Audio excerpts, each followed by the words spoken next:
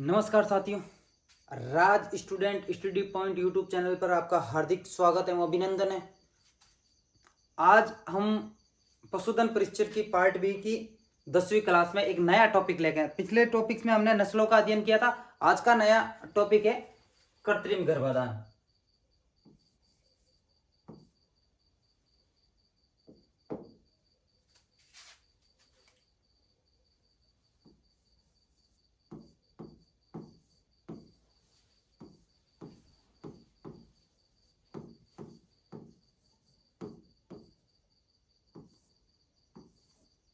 कृत्रिम गर्भाधान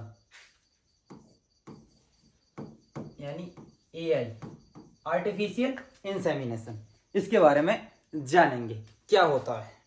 पहले तो नाम से ही पता चल जाता है, कृत्रिम यानी नेचुरल नहीं है, ये मानवीय क्रियाकलापों द्वारा है कृत्रिम गर्भाधान। इसकी परिभाषा एक बार देख लो। आर्टिफिशियल या कृत्रिम विधि से नर के वीर्य को मादा की अंडवाहिनियों तक पहुंचाने को कृत्रिम गर्भाधान कहते हैं। ठीक है, कृत्रिम गर्भाधान सीधा समझ लो कृत्रिम तरीकों से नर पशु का वीर्य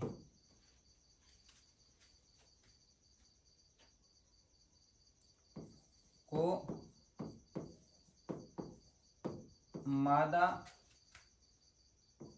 की अंडवाहिनियों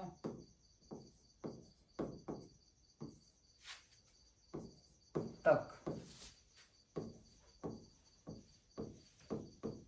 पहुंचाना कृत्रिम गर्भाधान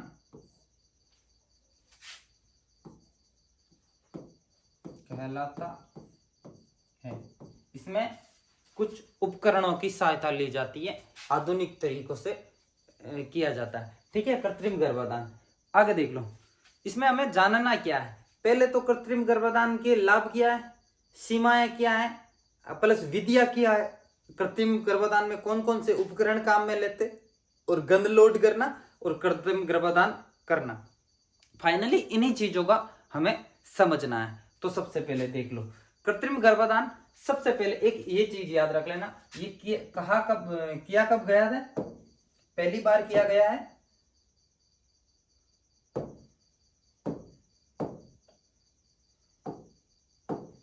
पहली बार ये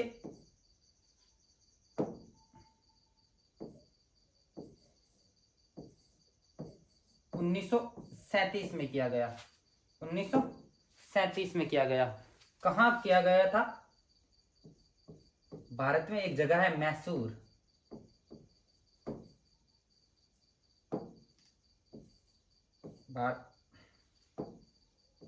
भारत में एक जगह है मैसूर। मैसूर में यह किया गया। मैसूर में एक पैलेस डेयरी फार्म है। ठीक है, नाम पूछ ले तो मैसूर में किया गया। मैसूर में जो डेयरी फार्म था उसका नाम था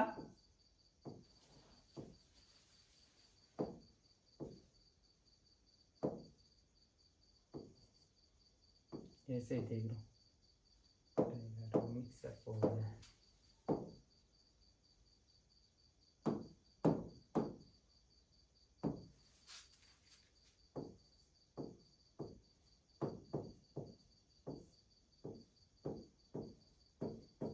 पैलेस डेयरी फार्म है कहाँ कि मैसूर में पैलेस डेयरी फार्म है।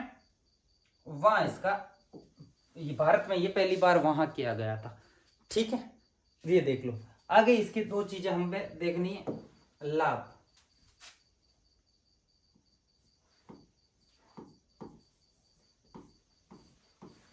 लाभ क्या है, इसका पहला लाभ है नस्ल सुधार।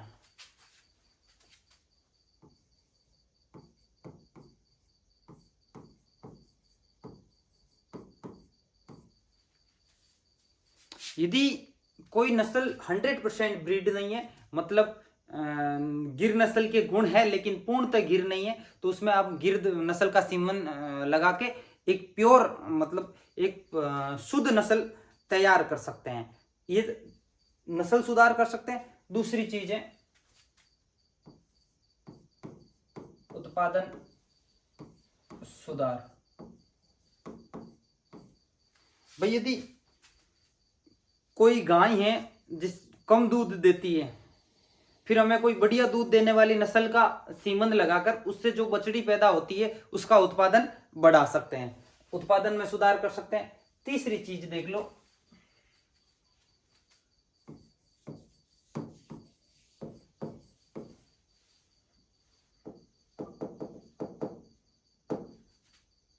अच्छी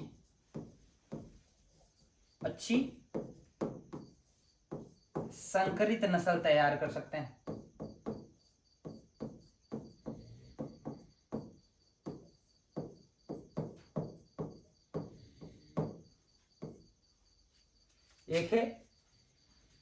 एक है ये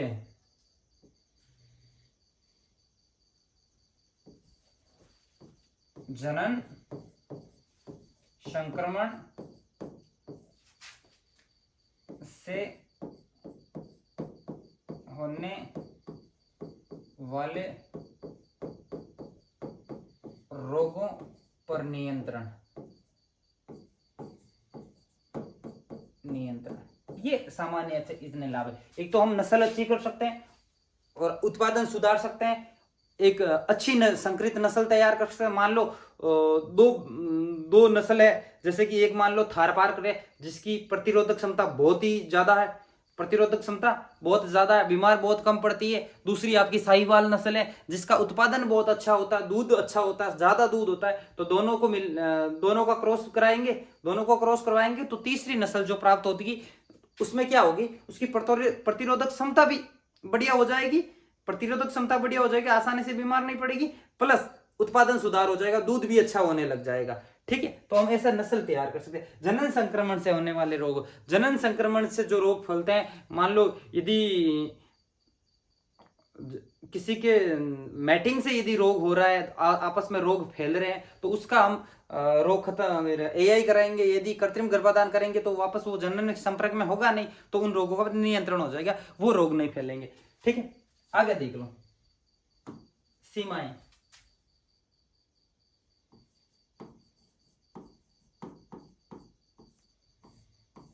क्या भाई सीमाएं क्या होती हैं, कि क्या होती कंडीशन, क्या शर्तें क्या है कि उसी कंडीशन में होगी कृत्रिम गर्भाधान। ठीक है, सीमाएं पहले तो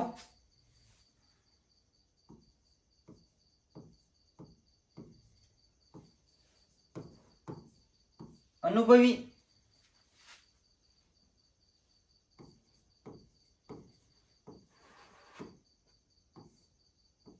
पशुधन सहायक या निरीक्षक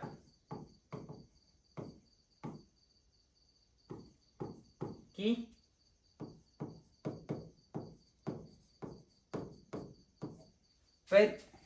पहली बात तो यही है कि हमें अनुभवी एक पशु डॉक्टर की या कंपाउंडर की जरूरत पड़ेगी। अनुभव नहीं होगा तो एआई नहीं हो पाएगी। ठीक है, दूसरी चीजें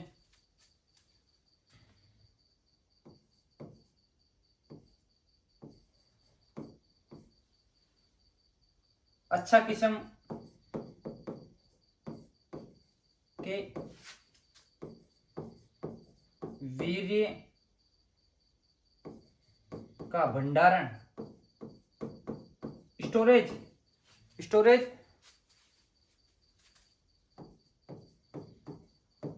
सावधानी पूर्वक एवं सही तरीके से हुआ।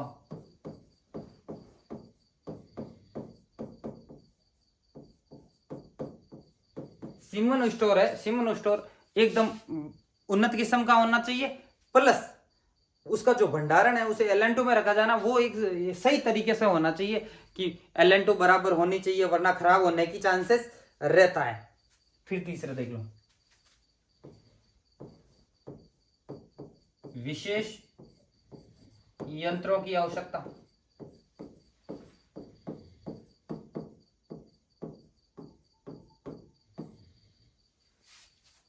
विशेष यंत्रों की जरूरत पड़ती है, यंत्रों के बिना आर्टिफिशियल इंसेमिनेशन कृत्रिम गर्भाधान नहीं होता है। ठीक है,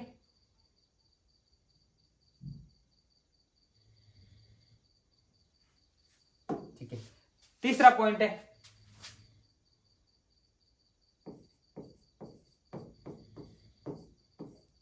सफाई एवं निसंक्रमणता।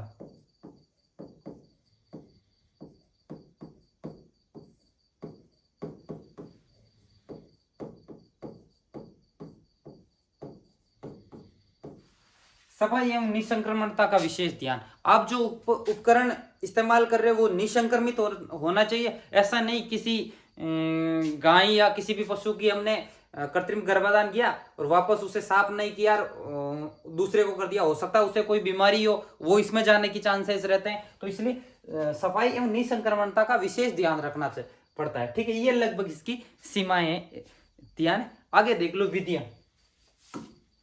विधि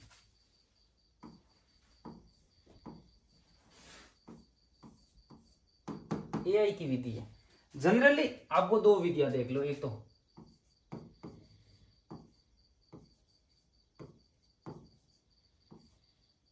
स्केपुलम, एक आपके है रेक्टोवेजाइनल।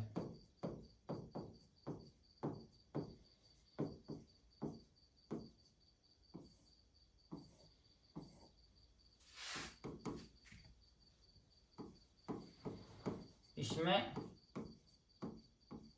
वेजाइनल स्केपुलम यंत्र की जरूरत पड़ती है। एक स्टेनलेस स्टील का बना हुआ वेजाइनल स्केपुलम आता है, जिसको क्या कि वो ऐसे बना हुआ रहता है, वापस ऐसे खुल जाता है, तो उसे वेजाइना में ऐसे डाला जाता है, वेजाइना में डाल के वापस उसे खोल दिया जाता है, जिससे यहाँ वापस होल बना हुआ होता है, होल बड़ा सा, जिससे पूरी सी पूरी बच्चादानी सामने दिख जाती है और जिससे उसे जो गन लोड करके उसकी बच्चादानी में डाल के वीर्य छोड़ा जाता है। ठीक है, वेजाइनल स्केपुलम आता है, उसे पहले योनि में डाला जाता है, योनि में डाल के उसे खोला जाता है, जिससे बच्चादानी सामने दिख जाती है, बच्चादानी पूरे अंग ऑर्गन्स दिखने लग जाते हैं, तो बच्चादानी में आसानी से उसमें सीमन डाला जा सकता है। ठीक है, ये फिर है रेक्टोवेजाइनल। रेक्टोवेजाइनल सर्वाधिक काम में ली जाने वाली विधि।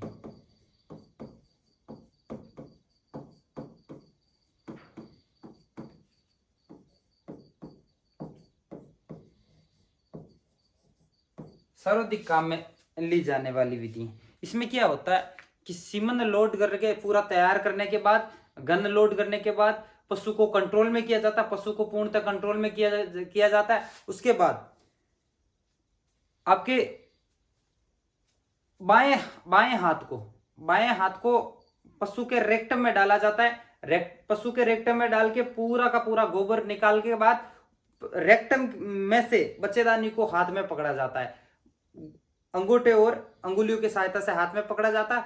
फिर वेजाइना में गन डाली जाती है, गन डाल के हाथों के सहारे से महसूस करके गन पास की जाती है, सर्विस में गन पास करके वीर्य छोड़े जाता है। ठीक है, रेक्टोवेजाइनल ये विधि। रेक्टोवेजाइनल में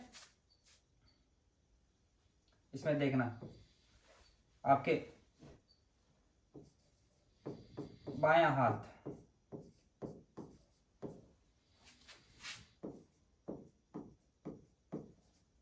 रेक्टम में व दायां हाथ रेक्टम में और दाएं हाथ से एआई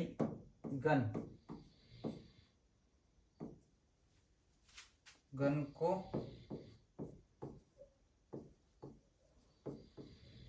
वेजाइना से बच्चेदानी यानी सर्विक्स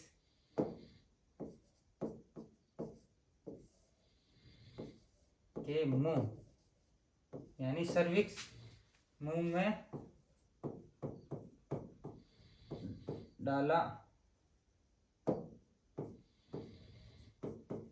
जाता है। समझ में आ गया? विधि कितनी है? दो है। वेजाइनल स्केपुलम विधि, जिसमें वेजाइनल स्केपुलम यंत्र आता है, जिसे वेजाइने के डाल में उसे खोल जाता है, जिससे बच्चादानी सामने दिखने लग जाती है। और रेक्टो वेजाइनल में जो आपका बायां हाथ है वो रेक्टम में डाल के बच्चेदानी को रेक्टम से ही पकड़ के गन को हाथ के द्वारा हाथ की सहायता से महसूस करके उसे पास करवा के सीमन छोड़ा जाता है। यह है रेक्टोवेजाइनल विधि। देख लो, दोनों विधियां समझ में आ गई। अब आगे देख लो इसमें क्या है। आगे इसमें एआई के उपकरण कौन कौन से काम आते हैं।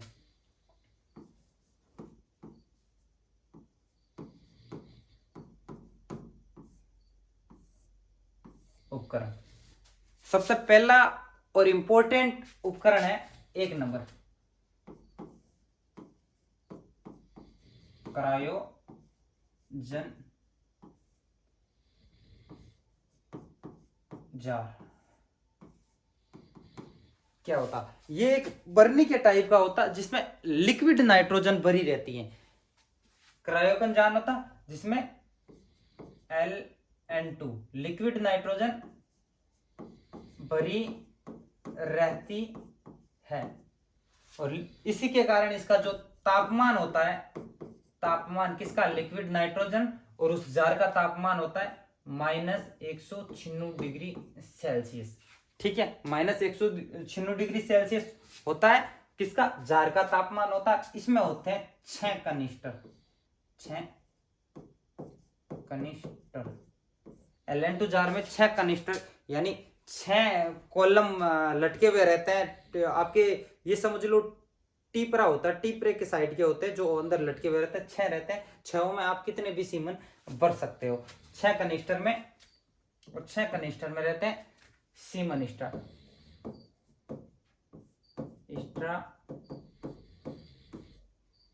Ln2 में डूबी रहती है। Ln2 में डूबी रहती है। सीमन क्या है कि सीमन को सांडों से निकालकर Ln2 में फ्रीज किया जाता है, लिक्विड नाइट्रोजन में फ्रीज किया जाता है, जिससे वो निष्क्रिय हो जाते हैं। मरते नहीं है, निष्क्रिय हो जाते हैं। और वापस जैसे ही उन्हें आप 37 डिग्री तापमान में 30-40 सेकंड के लिए लाओगे तो फिर वो वापस एक्टिव हो जाएंगे, और एक्टिव होने के बाद कृत्रिम गर्भाधान कर दिया जाता है। ठीक है, 6 कनिस्टर लटके हुए रहते हैं। यह है पहला उपकरण।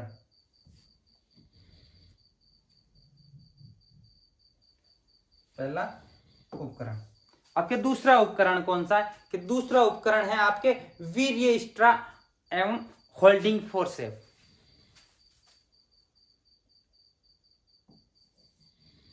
स्ट्रा तो इसमें आ गई, जो सीमन की स्ट्रा रहती है। आगे देख लो, यह है वीर्य स्ट्रा होल्डिंग फोर्सेप।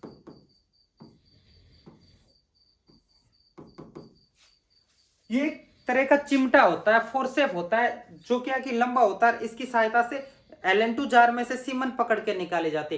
भाई Ln2 का तापमान माइनस में रहता है, Ln2 भरी हुई रहता है, हाथ से छुओगे तो हाथ जलेगा, इसलिए इसकी सहायता से स्ट्रा निकाली जाती है। देखो,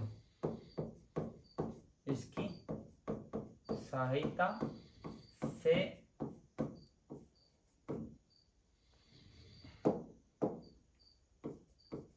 Ln2 जार में से वीर्य स्ट्रा निकाली जाती है। ठीक है, आगे देख लो। आगे अब जरूरत पड़ी, स्ट्रा बाहर निकाल दी, तो अब जरूरत पड़ेगी हमें एआई गन की। तीसरी होती है एआई गन। एआई गन कैसी होती है ये देखो। और गर्भ में पहुंचाने का काम है जो एआई गन के द्वारा होता है। एआई गन में क्या होता है, एआई गन एक नली होती है लोहे की, ये समझ लो आप अच्छी तरह में देख लीजिए, ये ऐसी नली होती है, ठीक है।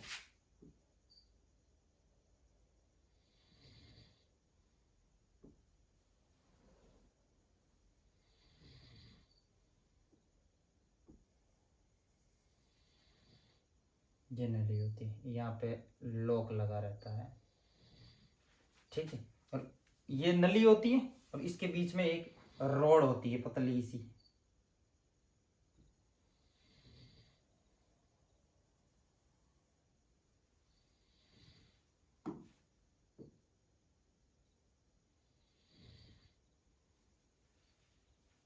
रॉड के पीछे लगा होता पिस्टन।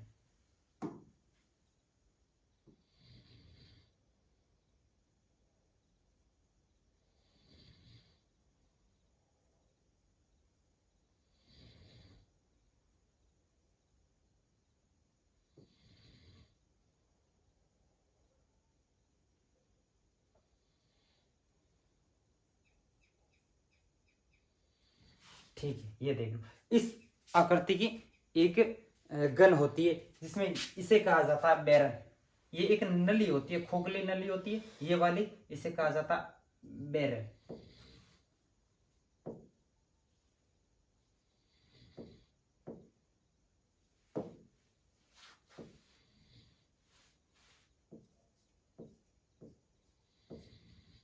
बैरल, और बैरल की जो साइज होती है वो लगभग आपके 437 ±5 mm, 437 mm के बीच में होती है। और ये जो रोड है बीच में लगी हुई होती है, रोड है, इसे कहा जाता है प्लंजर। ये आपके 450 ±5 mm होती है, ठीक है। इसे क्या कहा जाता है,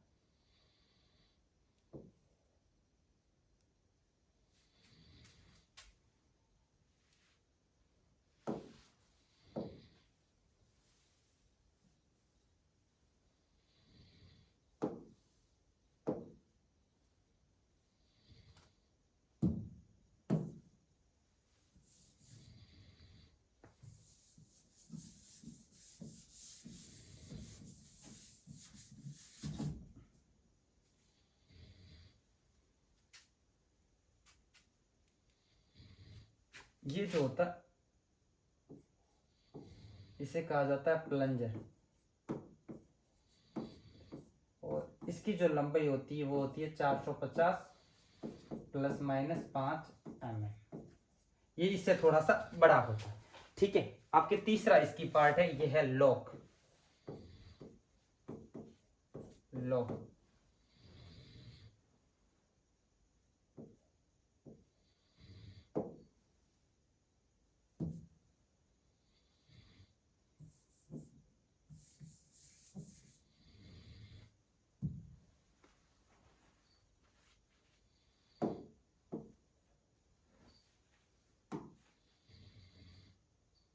लॉक, शीट लॉक, ठीक है। इसका आकार की ये गन होती है, नली का होती है। ये प्लंजर को पीछे खींच लिया जाता है, सुई की तरह होती है, प्लंजर को पीछे खींच लिया जाता है, स्ट्रा को इसके अंदर डाला जाता है, स्ट्रा का जो लेबोरेटरी सील है वो काट लिया जाता है, जिससे ये लोड हो जाती है। और वापस इसको जब पंच करते हैं तो पीछे से जिसकी जो फैक्ट्री सील होती है खुली होती है, फैक्ट्री सील सीधा सा दबती है और सीमन बाहर निकल जाता है, जिस तरह इंजेक्शन से दवाई निकलती है, ठीक है। इसी तरह ये होगी एआई गन, ये काम में आ जाती है। ये दूसरा उपकरण है। तीसरा उपकरण देखो आप, तीसरा क्या है, तीसरी है आपके इस गन के ऊपर लगने वाली सीट।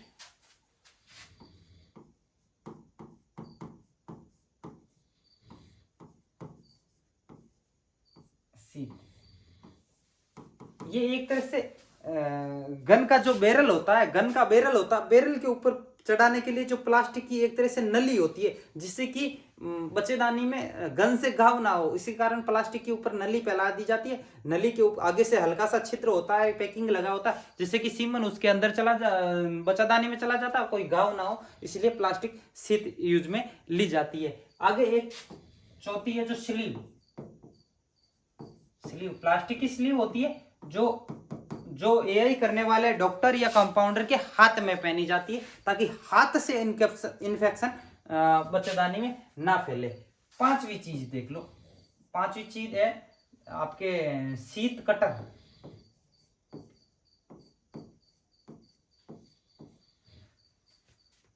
सॉरी, शीत कटर नहीं कहना, straw cutter, straw cutter. Straw कैसी होती है देख लो एक बार। मान लो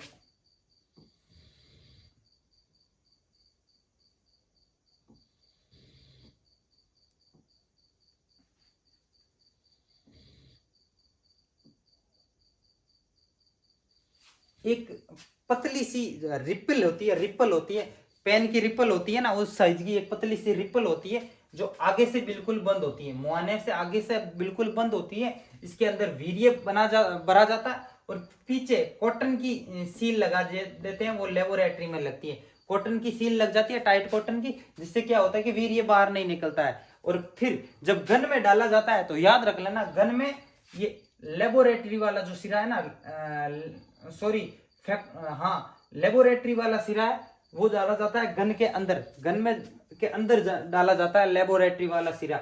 मान लो ये है गन,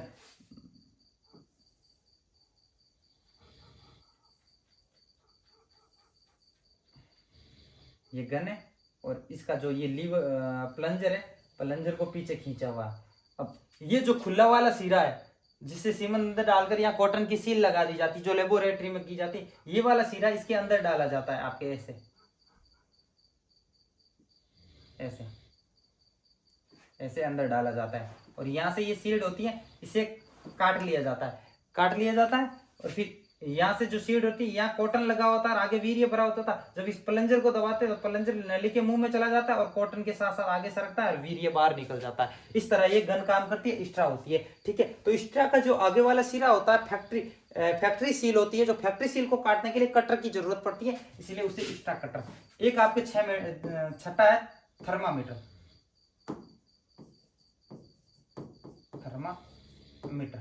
थर्मामीटर की जरूरत कब पड़ती है?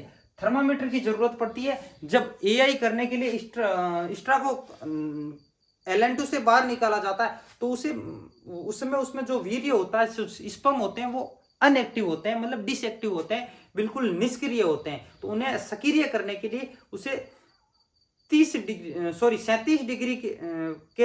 डिग्री सेल्सियस के गर्म गुनगुने पानी में डाला जाता है, जिससे कि वो एक्टिव हो जाता है 30 सेकेंड के लिए। ठीक है, तो पानी का टेम्परेचर मापने के लिए हमें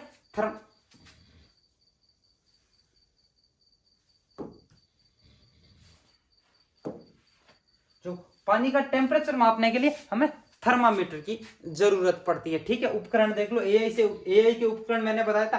पहले तो LN2 जार बताया, LN2 जार, फिर बताया मैंने आपको गन, फिर प्लास्टिक की शीट, स्लीव और कटर, थर्मामीटर, सबके काम मैंने आपको बता दिए। ठीक है, ये उपकरण इसके साथ। फिर अगला टॉपिक है कि उपकरण। अब देख लो, अब इसकी दो चीजें, कृत्रिम गर्भाधान में क्या होती है? पहले तो होती है थोइंग, फिर गन लोड, फिर तीन चरणों में कृत्रिम गर्भाधान किया जाता है।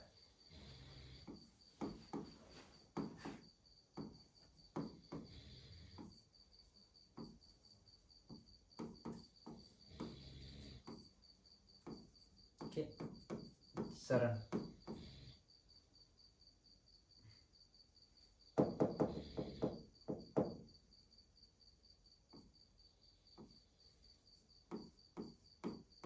चरण पहला देख लो,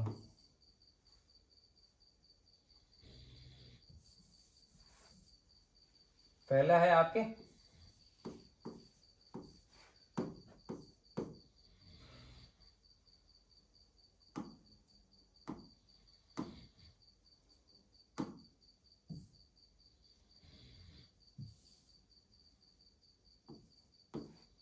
थोइंग, दूसरा है आपके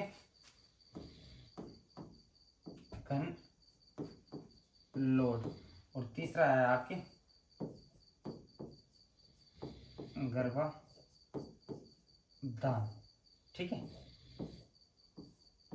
तीनों चीजें आपको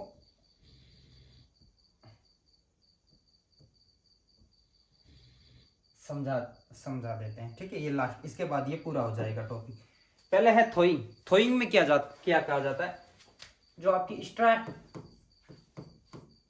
स्ट्रा को जार से निकाला जाता है। LN2 जार से जो स्ट्रा का फोर्सेप होता है, फोर्सेप की सहायता से स्ट्रा को निकाला जाता है और स्ट्रा को डाला जाता है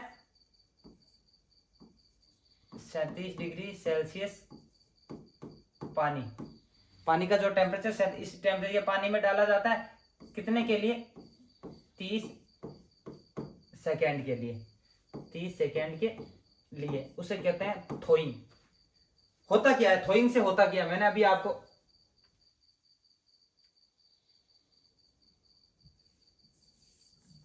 थ्रोइंग से होता क्या है, मैंने आपको बताया था कि जब सीमन को इकट्ठा किया जाता है, उसका भंडारण किया जाता है लिक्विड नाइट्रोजन में, जिसके कारण सीमन हो जाते हैं वो निष्क्रिय हो जाता है, बिल्कुल मरते नहीं है, लेकिन मौत के जैसे ही होते हैं, निष्क्रिय अवस्था में हो जाते हैं। तो उन्हें वापस सक्रिय करने के लिए 37 डिग्री पानी में डाला जाता है। 37 डिग्री पानी में डाला जाता है। तो स्ट्रा को पानी में डाल के सीमन को एक्टिव करने की क्रिया को थ्रोइंग कहते हैं।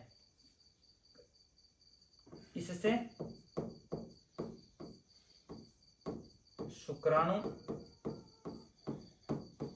गतिशील होते हैं थ्रोइंग से, उसे थ्रोइंग कहते हैं। फिर है कि गन लोड। अब गन लोड कैसे करेंगे, मैंने अभी आपको समझाया था। गन लोड में क्या होता है कि स्ट्रा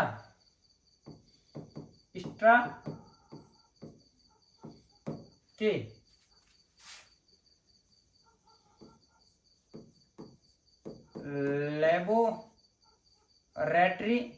लेबोरेटरी सील को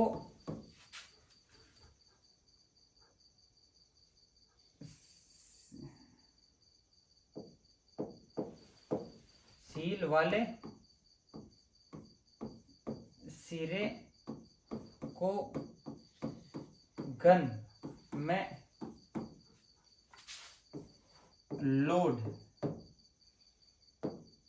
लोड किया जाता है एवं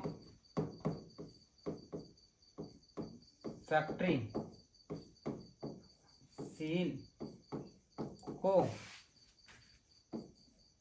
काटा जाता है।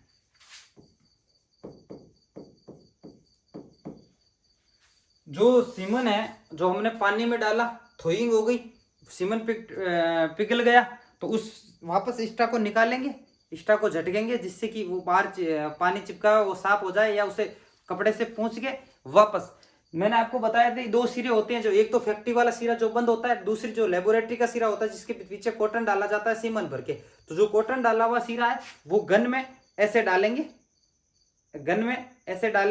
ऐसे डालेंगे तो गन में से इतनी सी स्ट्रा बाहर रहेगी, और ये बाहर जो सिरा रहेगा वो रहेगी फैक्ट्री सील। जो जब स्ट्रा बनती है तो फैक्ट्री के अंदर जो सील बनती है एक ओर से बंद होती है, तो वो वाली बाहर रहेगी, उसे हम काट देंगे, काट के तैयार हो जाती है। तो फिर ये कट जाती है, जिसकी कि यहां से सीमन बाहर निकलेगा, तो इसे यहां से काटा जाता है। फिर उसके बाद काटा जाता है एवं गन पर शीत पहनाई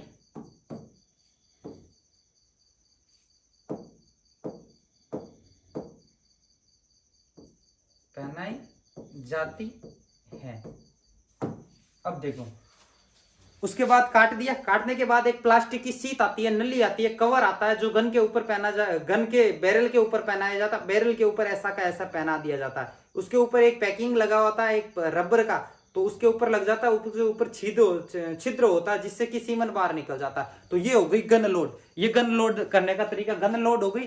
पीछे अंतिम हमारा चरण बनता है, वो है गर्भाधान।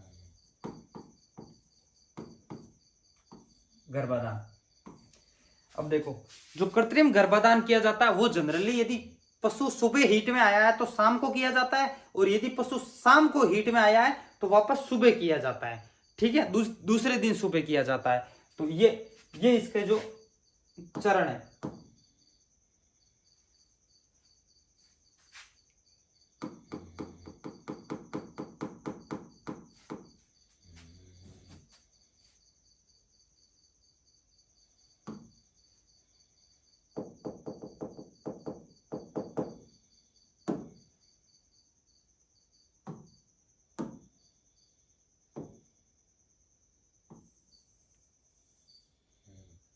अरे यार आज ये मच्छर भी बहुत ज्यादा परेशान कर रहा है।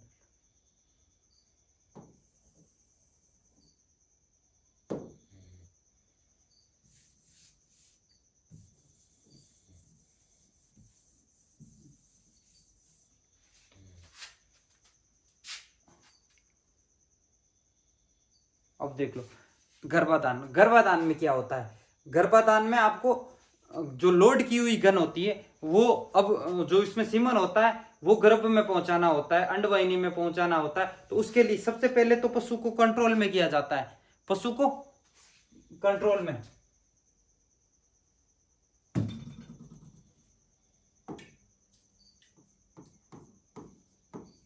सबसे पहले पशु को कंट्रोल करने के बाद फिर उसके बाद उसको पूंछ साइड में बांधी जाती है। फिर क्या किया जाता है, फिर मैंने आपको अभी समझाया था कि जो बायां हाथ होता है, बायां हाथ रेक्टम में, हाथ में स्लीव पहनी जाती है, रेक्टम में डालकर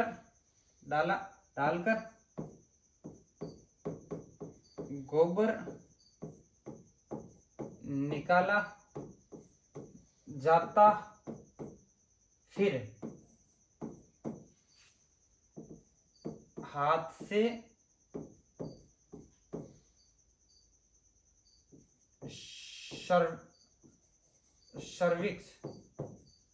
सर्विक्स को पकड़ा जाता है। बायां हाथ रेक्टम में डाल के सर्विक्स को पकड़ लिया जाता है। हाथ ऐसे डाल के ऐसे सर्विक्स पकड़ा जाता है, सर्विक्स को ऐसे पकड़ लिया जाता है, ठीक है। या फिर सर्विक्स को ऐसे पकड़ लिया जाता है, या अंगूठे से बच्चेदानी का मुख महसूस हो जाता है, ठीक है। फिर क्या करते हैं, फिर आपके दाएं हाथ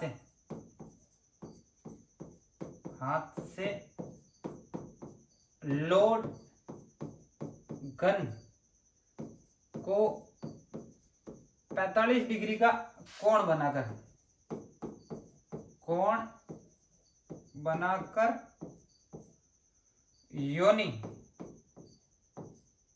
योनि से सर्विक्स, योनि से अंदर डालकर, योनि के अंदर डालकर, से मत करना है यहाँ, ठीक। योनि के अंदर डालकर आगे सर्विक्स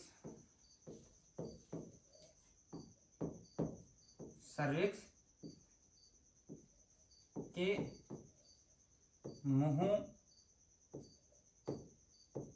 के अंदर तक डालकर वीर्य को छोड़ा जाता है। कृत्रिम गर्भाधान की दो विधियां,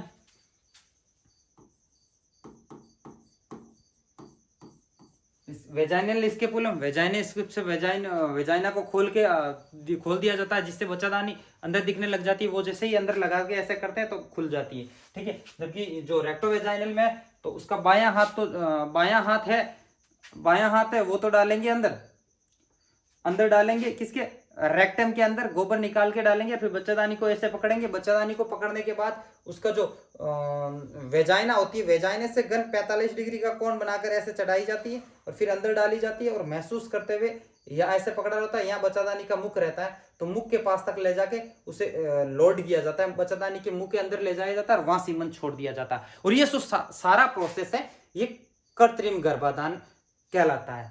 ठीक है, कृत्रिम गर्भाधान में हमने सीखा कि पहले तो आर्टिफिशियल तरीके से नर वीर्य को मादा के अंदर पहुंचाने को कृत्रिम गर्भाधान कहते हैं। लाभ, इससे नस्ल सुधार होता है, प्रजनन रोगों के नियंत्रण किया जा सकता है और अलग अलग नस्ल तैयार की जा सकते हैं, उत्पादन बढ़ाया जा सकता है। फिर हमने पढ़ी थी सीमाएं क्या है कि उसके लिए एक प्रशिक्षक डॉक्टर की जरूरत पड़ती है, अच्छे उपकरणों की जरूरत पड़ती है, सावधानियां रखनी पड़ती है, सफाई और निसंक्रमणता का विशेष ध्यान रखना होता है। फिर की विधि, 2 विधियों से होता है कि स्केपुलम, जिसमें एक वेजाइनल स्केपुलम उपकरण होता है जो वेजाइना में डाला जाता है, खोल दिया जाता है जिससे कि बच्चादानी दिखने लग जाती है और बच्चादानी के मुंह में सीमन लगाया जा सकता है। दूसरी है रेक्टो वेजाइनल विधि, जो सबसे इंपॉर्टेंट विधि है, सबसे ज्यादा काम में ली जाने की विधि है, जिसमें आपका बायां हाथ रेक्टम में डालकर बच्चादानी को पकड़ा जाता है और दायां हाथ से गन को वेजाइने से अंदर डोल के सर्विक्स पार करवाई जाती है और सीमन छोड़ दिया जाता है। एआई में उपकरण काम आता है क्रायोकन जार, जो कि एक जार होता है जिसमें Ln2 गैस भरी होती है, जिसका -196 डिग्री टेम्परेचर होता है, जिसमें 6 कनिस्टर होते हैं, जिसमें सीमन रहते हैं।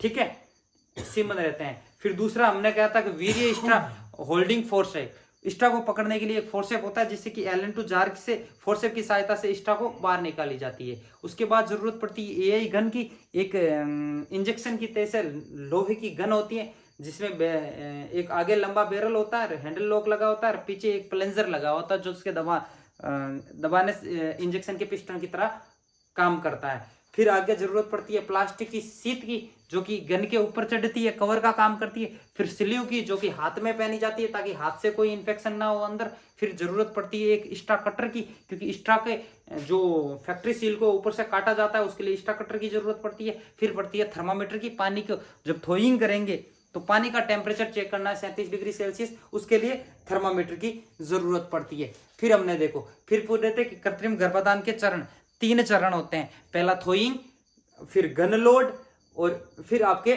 गर्भाधान। थ्रोइंग में क्या होता है? थ्रोइंग में क्या होता है कि जार से स्ट्रा को बाहर निकाला जाता है।